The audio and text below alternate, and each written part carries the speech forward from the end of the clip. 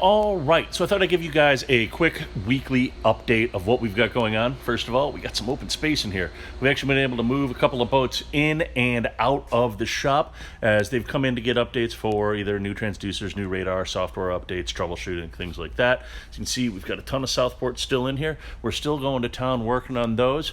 In fact, we've got a Southport 30 that is in the home stretch right now. We've also got a 33 with a really cool new feature we're going to start seeing more of on Southports as they come down the line. As you see here, I am in the workshop and the guys we're loading up. We got our starboard, our black acrylic for all the dashes and things like that. So why don't we go hop on board the Southport 30, see what we've got going on there. Then we're going to go over to the 33, see how they're making out with that one, and we'll go from there.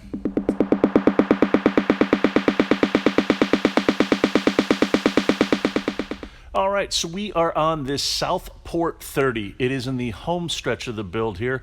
If you've watched any of our Sundays with Sully, you may have seen the Rokk wireless phone charging system that was actually installed on this boat. As you can see here, our client has actually been on board, test fitting all of his rods, making sure everything fits. We've got our taiko outriggers carbon fiber, we've got our Garmin radar, we've got our FLIR camera, we've got our rigid LED light bar.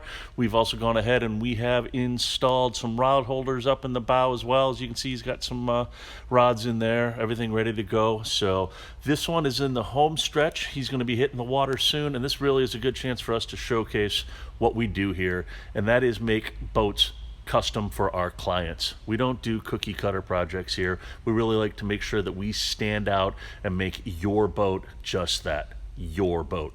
So let's go check out some of the other projects we've got going on here this week and check it out. Let me know what you guys think.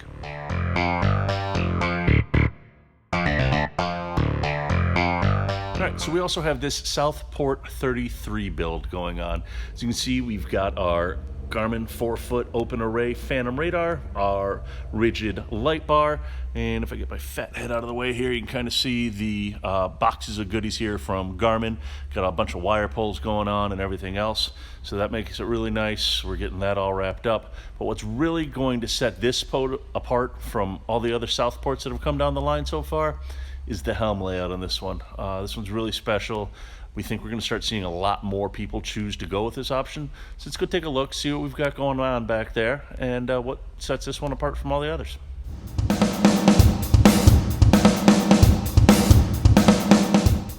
All right, so as you can see, we've got a pair of 86 16s. They have the built-in sounder module into it. We also have our autopilot control right here. We have our data display right here, so water, temp, speed, any numerical data type things. We've also got our grid remote. But what's really setting this boat apart from all the other Southports that are out there right now, so you can see we have our Fusion Apollo stereo.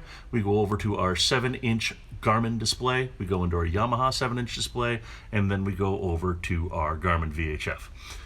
No switches. Normally this whole half side of the display here would be dedicated to the standard Contura style switches. So we've gone ahead, we are doing Garmin's Empirbus digital switching on this build as well. This will be hull number 2 for the digital switching for Southport.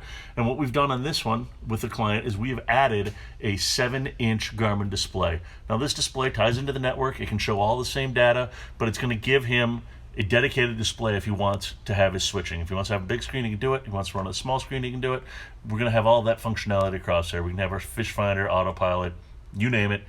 We're going to be able to do that across all 4 screens. It's going to be really, really clean, really nice, and give you a lot of situational awareness for what's going on out there.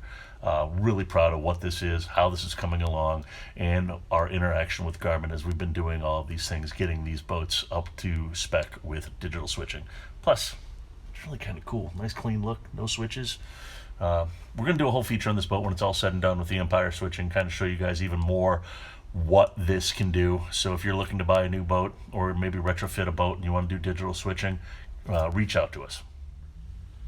All right, so that is just a sample of 2 of the boats that we've been working on here this week in the building. Like I said, we've also had some boats coming in and out. We finally freed up some space, and the weather's getting a little nicer, so we finally start working outside, getting these boats done. We've also been working off-site. We've had a couple of Sabres and a couple of Batcos wrapping up.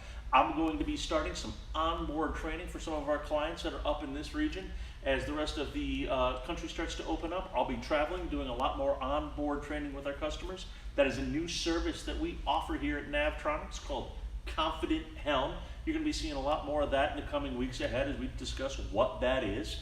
If you have any comments or questions for us, please leave them below or drop us an email at sales@navtronics.com. We want to know how we can help you get ready for this boating season and the future boating for you. If you have anything else, let us know. We'd love to hear from you.